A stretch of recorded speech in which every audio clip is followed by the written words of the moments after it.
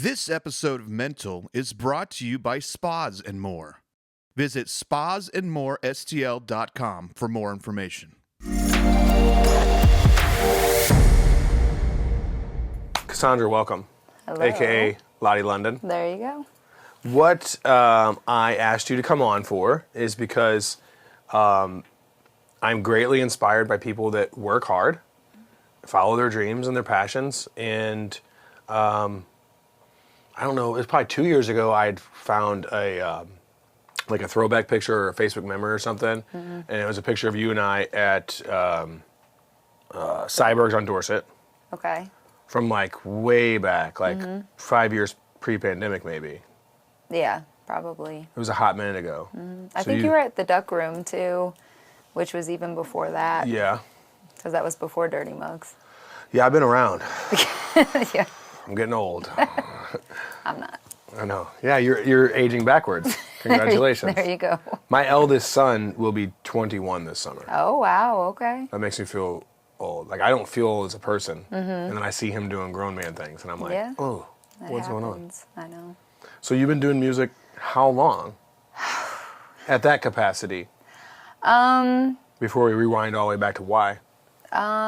I guess professionally, I would say 20 years now. Wow. Yeah, reaching about 20 years now. That's cool. Yeah. Is it like second nature, like closing your eyes? Do you still ever get nervous after that many years? More of like a nervous excited. It like depends on what it is. Okay. But like if it's like a big opportunity, I'm more like an excited, like more excitability than nervous, I would say. But Yeah. yeah. I think one of the biggest things, so I don't know if we've ever discussed it or not, or if you knew, but I do stand-up. How do you perform, or what is your mindset when the crowd is like 4 people? Because when I'm in it, I'm from down here looking up, and I see people that put out the energy like you guys did, like we did that concert for the children years ago or whatever, right? The energy that you guys brought and Steve brought to a house full of 35 people or whatever it was when people started clearing out was nuts. Like, what is that mindset? I mean, they deserve the same show that 3,500 people or 30,000 people deserve. I mean, I'm all about personal, like, connection with shows anyways. Like, I like to go out into the crowd, even if it's big or small. So it is a different energy, but I don't know. I just think that everyone deserves the same capacity, whether it's 4 people or 400. I mean, they came to see you. They bought a ticket. They're supporting. They deserve a show. That's a pretty gracious mindset. Yeah. Did you always have that mindset? Was there times when you were like younger that you may have been a little bit like, ugh? No, I used to be nervous when I was younger. Oh, okay. Yeah. So you were just happy to see people. Yes, Like, there you go. They showed up. Yeah, they showed up. Yeah, exactly. No, yeah, then you really appreciate it, especially like in the early days when like barely anybody would show up, like for your like originals and stuff like that. But I don't know. It does get. I think more intimate performances are more nerve-wracking than like a massive audience, and I don't know why that is. Like if it's more like of an unplugged type thing. Sure. I love those, but also I feel like there's more pressure because there's less cover for if you make a mistake or you're, Unplugged, like in the sense of like back in the day, like that was that an MTV show? Like storytellers, unplugged storytellers? Yeah, it's something like unplugged or Yeah. just more like of a stripped down version rather than a huge band and all the lights, just you and like a guitar or you and people are like sitting right here. I think that's always more. That's interesting that you say that because when I never had thought about that, but when you say that, the only thing I can compare it to, I've not played stand-up to crowds the size that you guys have played, but few hundred people, you know, and something about, at least with me in my experience, something about that size of crowd, they almost like disappear. Like I'm just doing my thing, I'm in my zone. But you're right, because when there's like 14 people, because I've definitely done open mic nights and stuff, like especially back in the day, there'd be like 14 people in the crowd. You're making eye contact with almost every one of them. Everybody, yeah. At some point, so it was a little bit more nerve-wracking with the smaller crowd, because you're like, Jerry in the 4th row is definitely going to notice when I miss my line. Yeah. Yeah. That makes sense. So what was, before Dirty Mugs, you just briefly touched on Duck Room, what was the band that you were in before that? I was just a solo artist. Just solo. I mean, I was in a few bands before, a band called Guilty Pleasure, like Okay. a cover band. Me and a guy named Jeff Mack started that. But before the cover band scene at all, I was actually just a singer-songwriter, original artist. And so I would do things around town, like I'd perform at the Duck Room. I would, all originals. Cicero's, yes, the old basement in there. Yes, did that. Vintage vinyl. Creepy Crawl? Really? You ever go to Creepy No, Crawl? I never did perform there. Oh. But I actually ended up going, living in China, touring Asia for like a year with an cool. original project and stuff. So that's what I was Did you have doing. other girls in that group, or one or two? There were dancers. I was Okay, that's what touring it with was. dancers at the time. I remember the photos, like real vaguely after you Yeah, said that too. it was in 2013. Like a lot of promotional 14. Yeah, yeah. We had I had a song over there called Problems that Nice. went real well. So You ever bring that back? I did, and that's what I was at the Duck Room for. I think you were there that Uh-huh. night because I came back to the States and did a release show here in St. Louis, and then I was in Atlanta and California and New York, but it never ended up getting redistributed over here. Oh. It kind of all fell through, but that was the goal. But That was kind of a weird time in music, right? Like during that time period, because that was very transitional. Like the early to mid 2000s was like the onset of downloading music. Contracts were different. The way people were making money were different. It seems to have balanced itself back out now. Has it not? Like, I mean, Taylor T. Swift's making billions. Well, of course she is. But is that all tour money? Because, I mean, you're not selling albums anymore. No, but you're doing streams. I think there is a way to make money off of streams, but it's who owns the catalog still. Oh, so streams, you get money per down, like You kind of do- the same as monetization like a YouTube or something. Yeah, but you still can't. I mean, streaming doesn't get you as much money as it used to of selling units on an album, on points on an album. Okay. What are It's- points on an album? I've never even heard that terminology. Well, points on an album like back in the day. Yeah. Now it's like albums are almost. Well, yeah, I mean, I know it's not. Although vinyl's valid. coming back, a lot of people who support original artists and independent artists are buying vinyl and. VHS is a big deal now, too. Did you know people are collecting VHS? No, I did not know that. I think, what's that dude's name that, Pete Davidson, the SNL guy? I believe that's who it was. Has a really big VHS collection. Interesting. And like, it's like people are buying and trading them because they're like, I hate to say it, but I guess they're antiques at this They're point. not that old. They're not that old, but they're old enough to where people are trading them now. That's great. My oldest son and I went to V-Stock. Have you ever been to V-Stock, that store? It's called Vintage Stock. They're at the malls. And you can buy like anything from like an adapter or a power cord for an Atari, because we still have like an Atari. Okay. Or like old school like 80s toys and stuff, like in the package, out of the package, whatever. And there's a VHS section. And when he was like 9 or 10, we were going through and he's like, Dad, what's this? I'm like, that's a movie. He's like, oh, it's like a bunch of them on here? Because there were still like DVD. He knew what DVDs were. Yeah. And I was Oh, like, I no. guess, yeah, VHS is, I guess, well. Yeah, and I was like, no, it's actually just one movie. And if it's over 3 hours long, it has to be 2 of those things. And he was like, it seems like a waste of space. I'm like, well, everything wasn't compact like it was in your day, my man. No, yeah, you can't make money as like you used to off of selling music unless you own your, depends on the streaming services. Okay. So you have to own the rights and then... You have to own the rights, the publishing, and then it all, but streaming alone, no, it just depends. That's why like Snoop Dogg launched that new platform, because he was saying in Spotify you can only get like a penny per so many downloads, and Oh, really? yeah, it can get kind of, Icky? yeah, that's the business. I know, but so what are people doing? Like, is there ways to make money of like releasing stuff on other platforms? Like, is that an option? Yeah, Like, you could- can. Like an Instagram or something? That's, I don't know how things work. No, no, that's not how you release your music digitally. No, Instagram is tied into streaming services. Oh, okay. So, no. What are independent services that you could use as an artist? Oh, gosh. Not to put you on the spot. If Yeah. you don't know off the jump, then just, there's we can no- always put them in the description bar later. Yeah, there's Music Plus. Okay. Because I see people, The there's DistroKid has better deal. It really depends on what company you go through. and there's what a lot of like up and comers that'll always say like, catch me on, and it's like a cloud, You talk about SoundCloud? SoundCloud. I mean, you can, but no, that's You're not making money, you're just no. putting it out there. I don't to put my music on SoundCloud, but Right, but people do. yeah, DJs and A lot of DJs. a lot of DJs. Yes, yeah. Yeah, a lot of DJs. More DJs for mixtapes, mashups. Yeah. There's a lot of out of the places you travel, would you say that St. Louis is a pretty eclectic DJ background? I feel like there's a lot of St. Louis has amazing talent here all around. For DJs, right? Everything. Well, for music too, I know. Yeah, but when you were saying music- DJs, I'm like, man, there's been DJs I know that have been in the game for a long time, and up and coming ones that are like really good. St. a good Louis scene is for it. full of good talent. Yeah. A lot. There is a lot of talent here. Is it under? Not underviewed. Is it like underrated being in St. Louis sometimes?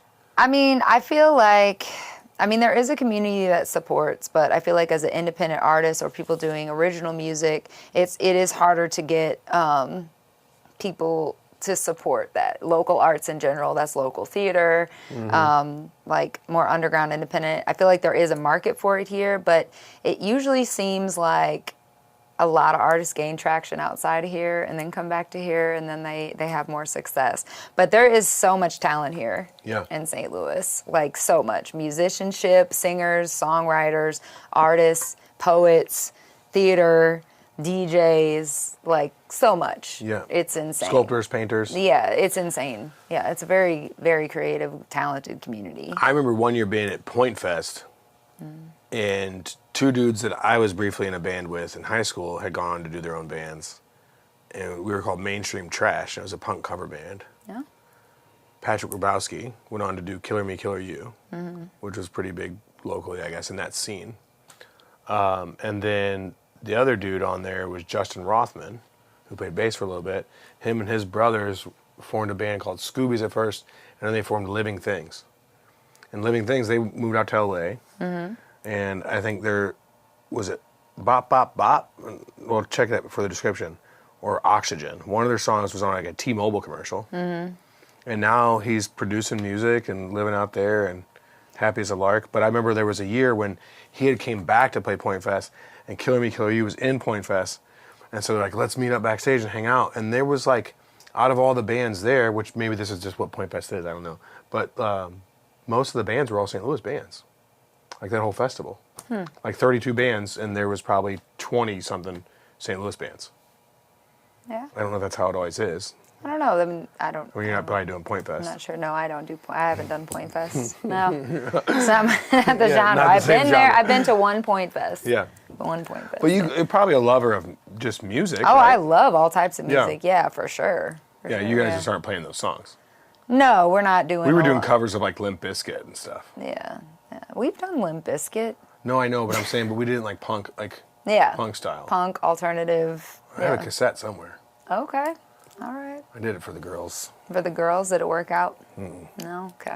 the band and the girls. Neither worked out. No music career. Neither came to fruition. Yeah. What got you into music originally? Like, where would your love come from? My dad is a lover of music. He doesn't do music. So I grew up around all kinds of music. Okay. And I always liked to write. And I started really getting into it probably when I was 12 or 13, just on my own, just to kind of express myself, just during those years. Was and it like poetry and journaling type stuff first? before it became... poetry and melodies. Okay. Poetry, melodies, and songwriting. So you were bopping these out in your head, as you were. Yeah, I always liked to. That's cool. Yeah, I did that a lot. And then I also played flute classically. I was trained from 4th grade all the way through college. So I could You're a read flautist? music. Yeah, flautist. There you go. Yes, Yeah. yes. Terry Crews is a flautist. Okay. Yeah, you're in good company. Yeah. So I did that, and so I've always been in music, but I just wanted, when I was a teenager, I just started doing stuff on my own. That's what I just, for myself, to express myself. Then I really got into it. This is what I want to do, and. My excitement is for this flute idea because, I'm really. You got to incorporate that in something you guys do at some point. Oh yeah, for sure. It's on some of my original albums that I it? have out. Yeah, Yeah, I play on it. Do you do hip hop flute? I haven't put it on a hip hop record yet, but maybe that's an idea to add onto our EP with Muggs. Like in my brain, I'm looking at, because like you're also very fashion forward. You're always phenomenally dressed. I definitely respect your style. But in my brain, there's like, I'm probably out of frame. I get a little ahead of myself with the ADHD. Okay. Remember the goat legs he wore on the Chappelle show? No. Oh. I'll link that in there. There's an episode where he was like, I don't know why he had him on. It was the Chappelle show and he had goat legs on with like hooves and stuff. But in my brain, there's like you're like two-stepping with these goat legs on and like Yeah. I don't know about the goat legs or the two-step, but I might bust it out one day. Yeah. I'd love to see it at a show. Like nobody's expecting you to bust the flute out. Yeah, I haven't done it yet at a show. Nico has been one of the main ones that's been like, you need to do that one time. Yeah. So, but I do play on one of my records called Midnight. That's Make him do martial already. arts. Martial arts. No. When I was talking to him the other day, he was very into martial arts. Yeah, he was, but he needs to do a backflip. I'm ready for that. You play the flute, he breaks bricks. I don't know. That's getting You're a little getting too out wild. there. You're getting too wild. All right. Forget the whole thing. So you were writing down melodies and poems at early age. So that's middle school, right? 12, 13 is middle school. Yeah, when I was a teenager, and then I started doing talent shows and stuff like that. I never really was in like choir or like my parents didn't have me in a lot of dance stuff. I grew up countryside. Okay. So I was a country girl, very tomboyish, but it's just something that I did kind of for myself, and I really wanted to do it. So I recorded my first album without my parents' permission when I was like 16, like drove to the city, and it was actually called Red Light Studios at the time. It's not there anymore. It's over in Brentwood. I recorded it, and I took money out of my savings, and my mom had just given me access to that, and she was like, okay, this is how you learn how to manage your money. Responsible. Well, I took it out, and I did it. They were kind of mad at first, but then when I played it for them what I did, then they were like, oh, well, look at her doing that. And I actually hustled and sold the CDs in high school, $5 a pop, and made all the money back. Nice. So I was forgiven. But yeah, so I don't know, I always was very headstrong. Now, it wasn't my best work when you listen back to it, but hey, we all start somewhere, and it was cool. And then, nobody starts at the top. Yeah, and then I just started, I moved to U City when I was like 19, and I started hanging out in the Loop and doing all the open mic nights and things and just meeting people and networking, and that's when I started gigging and doing things that like make some money here and there with cover bands and various bands, and just doing my thing, and it led me to meet so many people like over the years. Were you kind of introverted or extroverted outside of the music scene? I'm more introverted outside of the That's music what I asked that because that's a kind of a commonality. Yeah. And I'm very much an extrovert, introvert. Like I have to recharge my battery because it's hard to be on, right? All the time. Yeah, you gotta pull back. Yeah. But especially with musicians and artists in that realm, I found that that's a huge commonality. It's like, I mean, pun intended, I guess, but you kind of find your voice in your craft, right? And there's a no fear factor because it's such a passion. Yeah, I'd say. Because when you're talking about networking and stuff, like, I don't necessarily picture that same scenario if you weren't chasing your passion, right? As an introvert, you might be so apt to go out and just meet all these people and gig and stuff too. Networking is part of it, with what we do, especially since I'm a booking agent as well for an entertainment agency. But I feel like that's kind of like being on as well. I mean, I'm an authentic person and real with everybody, but like. There's a big difference in that. I guess, I'm a lot that. more comfortable in like a performance setting, or if I'm working, than if I go to like some overcrowded party and I'm just like hanging out. Like I'm kind of more like laid back and like out of the mix, kind of a loner in that way. Yeah.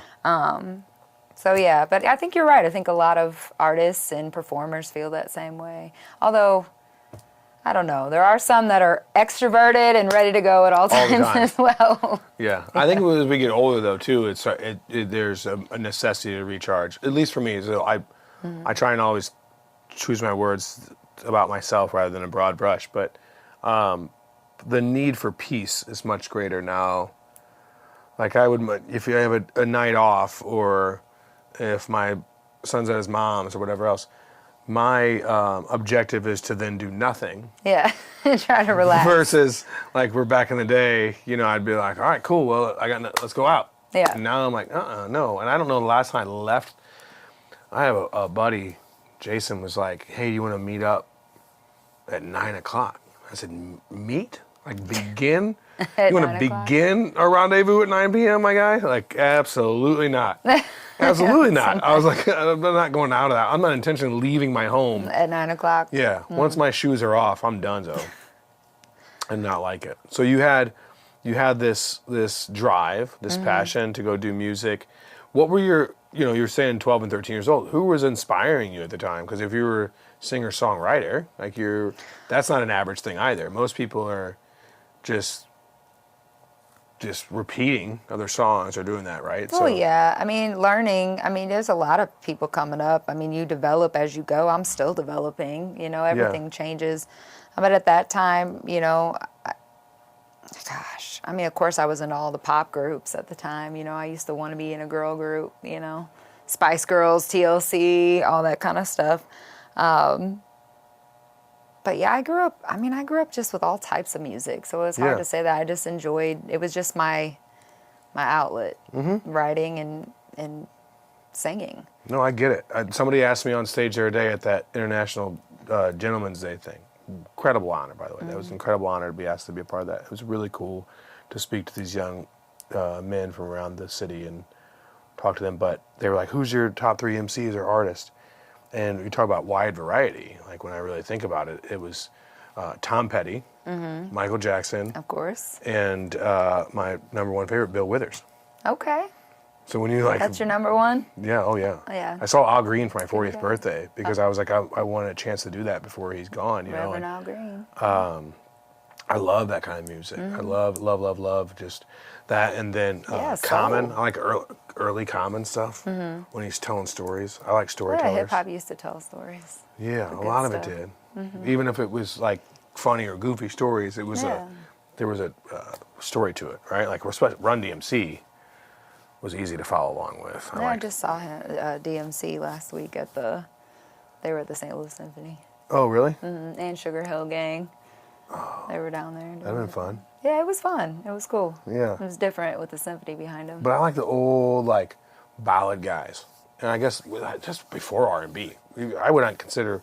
Would you consider, like, Al Green and Bill Withers R&B? Well, rhythm and blues. Yeah. I guess they just weren't calling it R&B back then. No, it's soul. Soul. Yeah, but R&B, I mean, it's rhythm and blues, yeah. Yeah, and then I really love jazz singers. Ella Fitzgerald was a huge fan of her voice. I remember in high school, too, I really got into a phase where, like, I would just try and pick it down and try and find tracks where she was going a cappella because I was just, like, so fascinated with her voice. I really liked her, too. But as far as, like, new stuff, man, it's tough for me to listen to new stuff. All new stuff? All new stuff. What are you into on the new, like, artists that have come out in the last, let's say, 6 years? I love Doechii. I think she's good. Okay. I like Doechii. All right. I like The Weeknd. Yeah. I like The Weeknd a lot. I like his music. I don't know him as a person. I don't know him as a person either, but I do know, like, as a performer. Oh, yeah? Yeah. All right. But you're a high performance performer. You and Nico are putting on a show. Like I try. And if you've not seen them, it's a great show. Well, thanks. Never been bored once. I mean, it feels... I can really think about, when I think about your guys' shows, you know, if I think about it in terms of concerts I've been to, there's few upper epsilon performers that are moving around and engaging as much as you guys. Like you say, getting in the crowd and that kind of stuff. And that's why it's also extraordinarily impressive to me, or to talk to someone like yourself, even versus, you know, someone like a Janet Jackson, right? It's because, like, yeah. But what I mean by that is because, like, it's incredible to me that you have the ability when you guys are performing to where you're moving around and doing all that stuff, and you're able to maintain your voice control. Yeah. Because I have trouble, like, talking and running. Well, but that's you're how like you- moving and jumping around on stage and singing, and like I'm hard pressed to like take a phone call if I'm jogging on a treadmill. Yeah. I'm like, what? Hey, ha, huh. But you're out there doing your thing. What does that come? Just like you're saying, practice or voice control or what? Well, practicing. I mean, over the years, I try to like keep my endurance up. I mean, that does. I mean, I do like to work out and do things like that. I yeah, do think you stay on your fitness. yeah, right? yes, that's important to me. Yeah. I do like to, and I think it's important for entertainers as a whole to do that because, like you said, I mean, you know, I have a thing that I always joke about, but it's true. I always do a thing before we get to the summer stages because, like, outdoor events and larger stages, you got the heat elements, the different, you know, the outdoor air, the different large festival stages you're Sure. on and stuff like that. It's And a it's lot muggy in different. St. Louis, yeah, too. and it's a lot different than if you're at Cyberg's or if you're running down into the crowd. You have a longer way to go. So yeah, so you want to make sure that you don't sound crazy up there. You want people to be like, oh, you make it look so easy. Yeah, yeah. So, but yes, you do work out. I mean, I do to get that endurance up so that you can. Do you sing while you work out? Not all. That's practice? Not all the time, but I have workouts that I do to make sure that I can. Okay. Rap and like vocal sing. exercises that are physical as well. Well, yeah, but just endurance workouts. Okay. Get your breath control. And then, yeah, when you're, I mean, singing and rapping alone, you have to maintain breath control. Yeah. Now, you got to think we're doing it all year round. So after a while, your body does get used to it. But I always think once we cross over into the outdoor season, I always like to up my endurance training a little bit because, like you said, all of a sudden you're like, okay. Yeah, it's wild here too. Yeah. Like some people that have never maybe been to St. Louis in the summer, or they think they live in some ways hot, like Miami. I went to school in Tampa for a while. Yeah, it is hot and it is muggy down there. I've never experienced the kind of humidity in this sticky. No, it is a I get- thicker air. yeah. It is. I mean, but we've been doing, Dirty Mugs is doing a lot of traveling lately. I've been seeing that. Yeah, it's we awesome. go to Mexico, South Yeah. Carolina. We're You're going doing to destination Yeah, stuff we're going now. to Virginia, Chicago, Iowa, San Diego. I mean, so we're getting out there a little bit, which is why we've done this EP, we've been working on. Okay. So like it's really like way overdue. Yeah. But now that Nico is in the mix, I've Well, you enjoyed. probably all got some original songs in there. Dee Dee's definitely no musical slouch himself, No, right? Dee Dee has been around been for in the it's game. his band, yeah. Yeah, I've he's known been in the him game forever. since I was 16. Really? So like even before I was in the band, I met Dee Dee. Okay. I met Dee Dee through my very first producer, LS, rest in peace, he passed away. But they were good friends and they worked out of the same studio. It was actually Dee Dee's studio, and that's how I met him. And then after I went, when he had created Dirty Mugs, I was in a different band, and then I went overseas. But when I came back, he was like, hey, you know, it was all the guys. It was all guys, no girls allowed, whatever, you know. So he was like, I needed some work. And he was like, hey, if you can rap, you think you can rap? I was like, well, yeah, I can rap a little bit, you know. And then I ended up doing some shows with them, and then here I am 10 years later. So That's crashed crazy. the party. He did not want a female in the group. No? No, he will tell you that. He was like, no female at all. This is Mugs, Dirty Mugs. You know, it was supposed to be all the boys. And then, Mugs is such a dated term too. I remember, like, I grew up primarily with my aunts and uncles, my grandparents, and I remember like, mug was like used at the end of a sentence a lot, right? Like, Yeah. oh, that's cool little mug, yeah. right? Well, you know how he got that name? Bootsy Collins. Oh yeah. So when Dee Dee toured with Bootsy Collins, he has this face that you've probably seen him have, and he used to call seen them it? Dirty Dirty Mug? Mugs. Dirty Mug. So when Dee Dee started his own band, he called it Dirty Mugs, and that's how Dirty Mugs came. That's pretty cool. Yeah. It's a cool origin story. Yeah. So 10 years. Nico's been back with you guys now for 2021. okay. He came. I was gonna say 5, but 4. Yeah, 4 years. He came in 2021. I joined the group in 2015, I guess. I was on and off, in and out when they first started, but when I was finally in when I came back in 2015. But you guys are pretty well established at this point. I mean, Yeah, I mean, we have a lot more to do, though. I've definitely heard your, like, when people talk about St. Louis bands, seldom have I heard a conversation that you aren't included in. And we appreciate it. Like, I think it's amazing. Yeah. I never take that for granted. Like, the people who come out to see us and continue to come out after all these years with the same energy and the same, I mean, it's amazing to me. Like, I never take it for granted. I love it. I think, and I'm very appreciative because people, you know, without them, I think people forget, you know, you get so caught up in doing shows and making, you know, oh, I got to make, you know, everyone wants to make, like, working musicians make the money. I get it. Of course, everybody needs to make a living, but without people coming to support you, you have nothing. Yeah. You have nothing. So, like, I never take that for granted. Like, it's amazing. Like, Dirty Mugs it's had a great was there any set of people in and out all for the past 15 years it's been around. crazy fan experiences that happened to you overseas that just... Overseas? Yeah. Yeah, overseas. This is a different ball game, right? Like, when I was overseas, it was what I called my Michael Jackson moments. It was... people screaming and yelling. Honestly, I didn't really understand what was going on very much when I first got over there because it was a whole culture shock. Sure. Like, China is very different. And do you speak Mandarin? No, I mean, when I Get was yourself around a little bit? I had an assistant with me, and we did 26 cities in China, and then the island of Macau and Hong Kong used to be a separate entity. Obviously, it's not anymore, but it used to be. Then it was Europe. So, and the island of Macau was where like all the casinos were and things like that. Because in China you can't gamble, you know, none of that. Communist. But when I first got there, I was like, Communist. yeah, it was communist. I mean, it's a lot stricter over there with stuff. So I was kind of like in culture shock at first. But they teach you things like Jin Jiao, and like that means make some noise, and like you learn like how are you? Jin Jiao, everybody. And then depending on the city you were in, some of them understood simple. Jin Jiao? Jin Jiao. Okay, I'm gonna remember that one. Make some noise. I'm gonna use that a lot. Okay, Jin Jiao, make some noise. How you doing tonight, Jin Jiao? Jin Yin Kualu is Happy New Year. I was over there for the Chinese New Year. That was a cool experience. Jin Yin Kualu. Kualu. Yeah. Okay. So it was cool to be over there. You learned a lot. You saw the best of the best. There you go. Saw the best of the best, the worst of the worst. It also made me really appreciate it, you know, because it's some cities you'd go to, their best is like not good, but it's the best they have to offer. What do you mean? The very poor. You're either very poor or there's no middle ground. You're either, if you were born a kid. You're an oligarch or you're a peasant. If you were born a kid to somebody selling strawberries in the street, you most likely weren't going to go to school. That's what you would do during the day.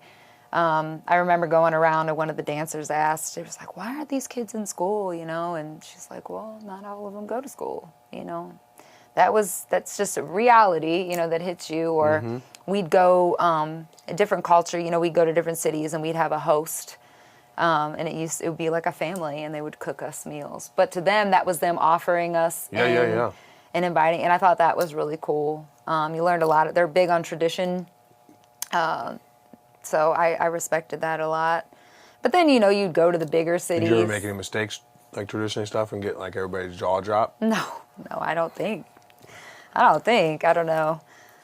I don't know. They like American culture. They like music and fashion and big in technology. So like I sang in English over there, like they do in my songs, and they liked at that time. Gosh, we're talking 12 years ago now. I think Adele had just come out.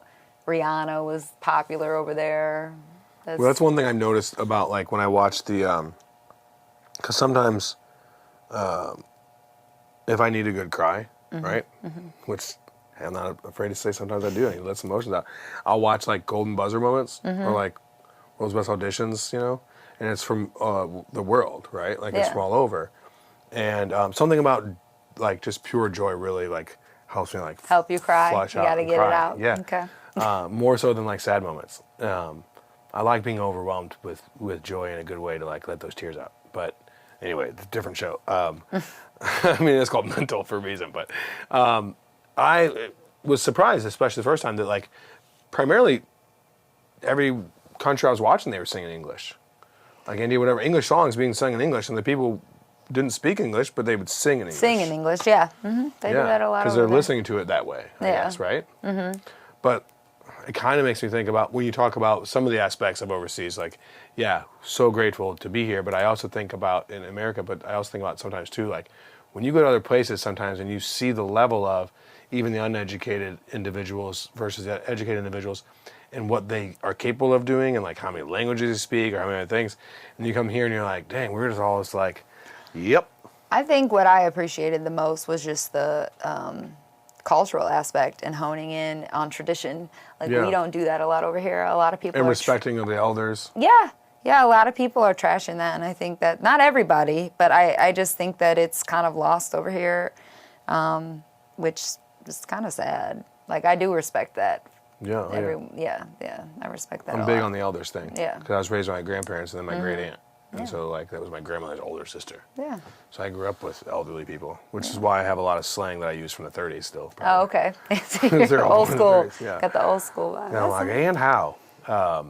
So, going into music, what does, in a perfect world, or maybe you know, what's the next 3 years look like for Lottie and for the Mugs, or for either or? The next 3 years. Well, I have a couple goals. I mean, the next 3 years, I'm really excited to end the year how we're about to end it. We're doing this massive show at Del Mar Hall on November 15th. Hasn't been announced yet, but I just announced it, I guess. Oh. But it's going to have our EP on there. We've got some surprise guests coming. I've really enjoyed writing with Nico a lot back and forth. And then we have some other people that we've been collaborating with. Jesse Johnson, who's written with Prince, More Stay in the Time, D'Angelo. He's got his hand in it. Then, of course, you know, the band like Dee Dee, he's written some stuff. We're just working on it together, and it's got everyone's kind of flavors on it. And I'm really excited because I know Dirty Mugs fans have been waiting for this forever. I've been waiting for this forever. So, but it's finally coming, November 15th. Any flute solos? I haven't done that on the Mugs album, but I did do that on my, if you look it up, it's called Midnight. It's on there. Also with Scooter Brown on sax. He's on there with me too. Yeah. Yeah. That's pretty cool. But Next time I come to one of your guys' shows, I'm bringing a recorder for you to sign. I don't want a recorder. For you to sign, just so I can have it in my studio. I'm gonna put a recorder up, signed by you. All right. I don't know if I mean, I don't know what a flute costs nowadays, but I don't know if I'm gonna go out and buy a flute. No, you probably don't want me to sign a flute. I should have brought They're it. expensive, I didn't right? bring it. A good flute. Yeah. Run you a it's- few $100. Yeah. Yeah. Yeah, good mind heart. No, but the next 3 years, you know, I have a couple goals. You know, I work for an agency as well, so I really enjoy that. I like finding new talent. What is that? You want? I work for Lotty Entertainment, and we do events of all types of events. We do concerts, festivals, corporate events, weddings, And you help find all the talent. bars, nightclubs. Right. Yeah. And what's really cool is because I've worked with several different agencies over I almost said millennia, like I'm a vampire. Decades. So I was gonna say, and I like that with you, you know, working with you and the Lottie Da, right, agency. You'll take in a budget and like a genre, so you can say, hey, our budget is X, and then you'll throw me a list of people that are available on those dates that I'm looking for within that budget range. Yeah. It makes it incredibly easy. Yeah, we do everything from local talent all the way up to national acts. Yeah. I mean, we can do it. So, yeah, that's what we can help you with anything. I mean, even environmental entertainment, holidays, kids entertainment. What's environmental entertainment?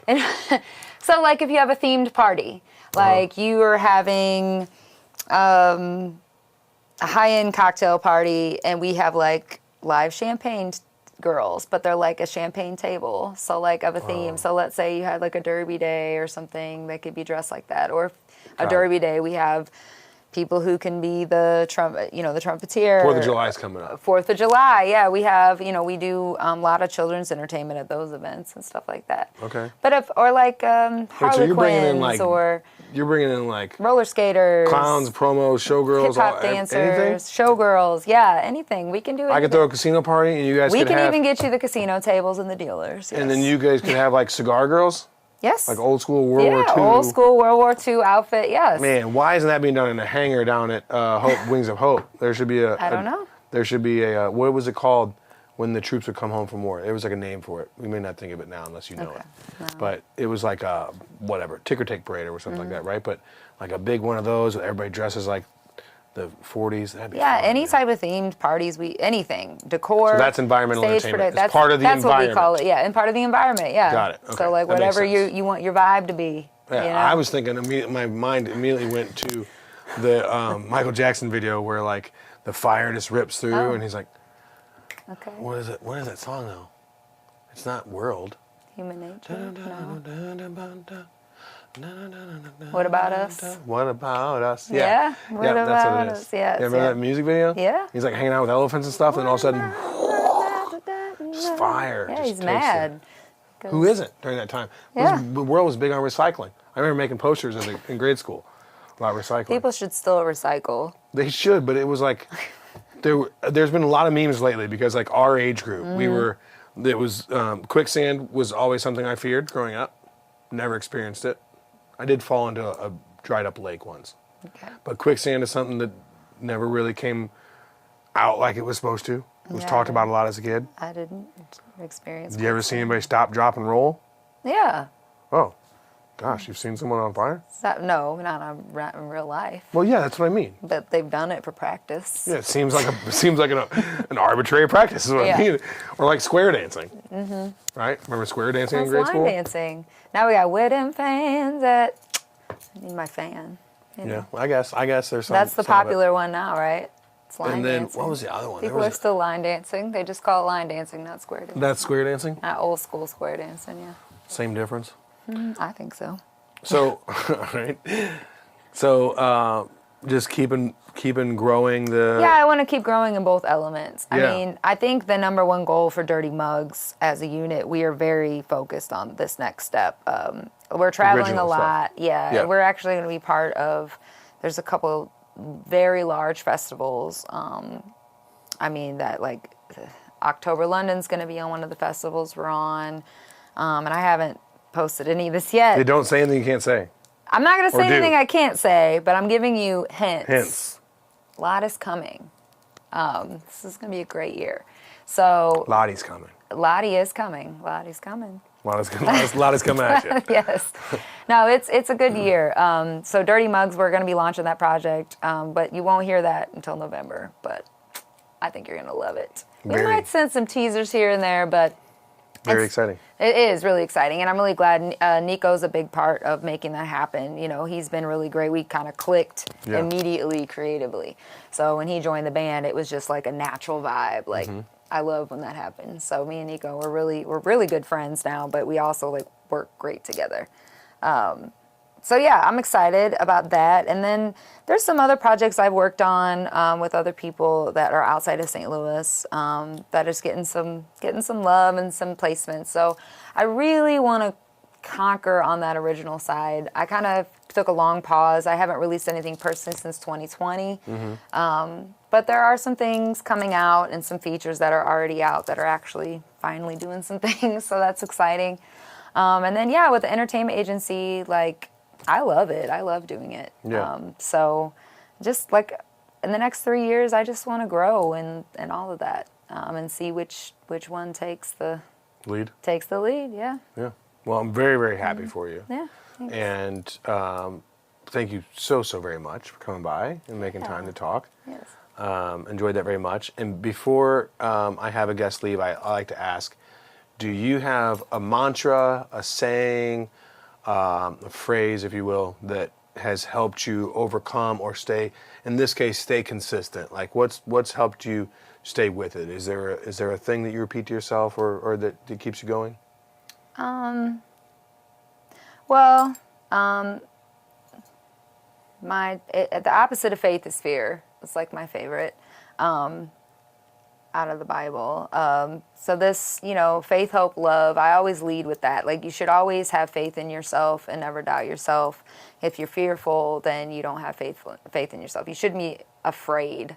Like if something like makes you nervous or seems like it kind of scares you, that's what you probably should be doing. I think we get complacent. Even myself have been complacent, but I feel like being comfortable is like your worst enemy when it comes to creativity. Yeah. So I guess it's not a phrase, it's just kind of a mindset. I always like to have a goal. Faith, fear. The opposite of faith is fear. Yeah. What were the three words you said? Faith, hope, love. Faith, hope, love. Faith, hope, love. Faith, hope, love. Yeah, live passionately, be fearless. That's always my thing, just because we always I think we get to a point where like, all right, I reached that goal, yay. And then we're like, oh, but I think you hold yourself back. I think that's the key, is never to stop. Like when you reach a certain goal, okay, that's great. Now what can I do next? Celebrate the win and keep moving. Like, yeah, be thankful, but always stay humble, and there's always something you can learn. You can always get better.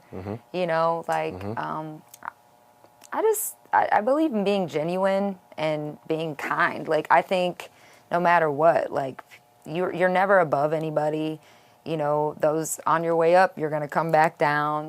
Life's full of ups and downs. We've all been high, we've been low, then we get high again. And I just think what keeps me going no matter what is, like, you just always know, like, the only person who can stop anything is you. Sure. Really. So, like you say about mental health, I mean, everyone struggles at some point in their life with something. Yeah. And I think keeping that mentality of, like, if it doesn't challenge you, it doesn't change you.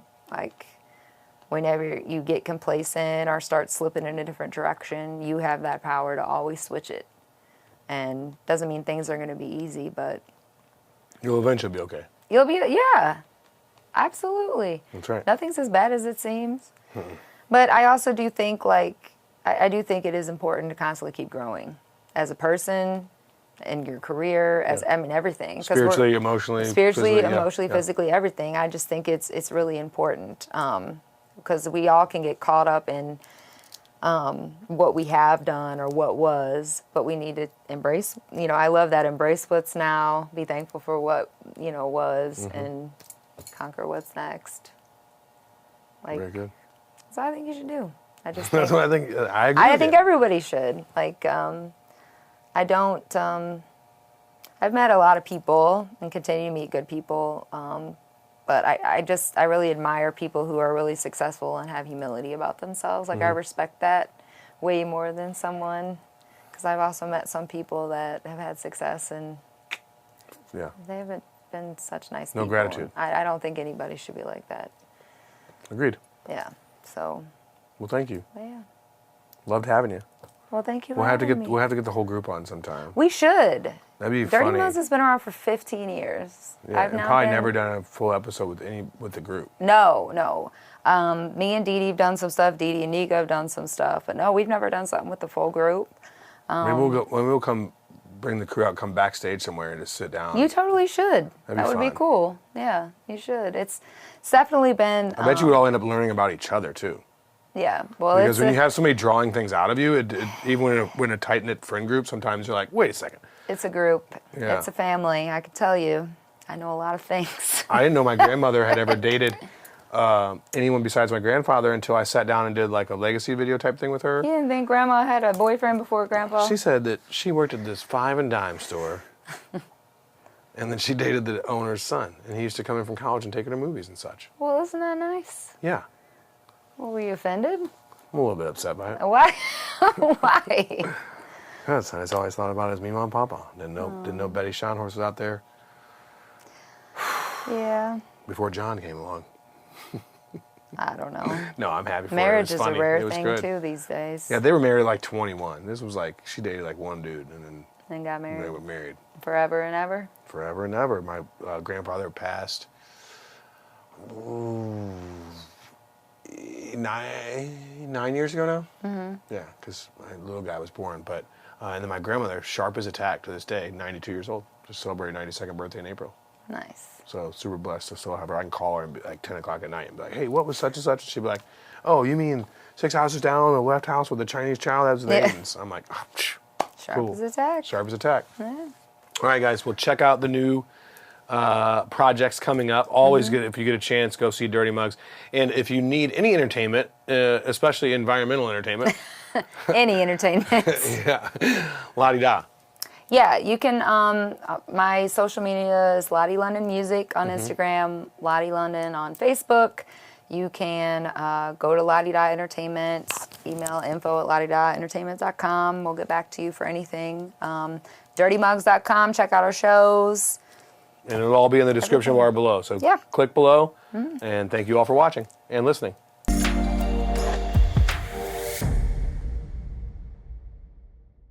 This episode of Mental is brought to you by Spas and More. Visit spasandmorestl.com for more information.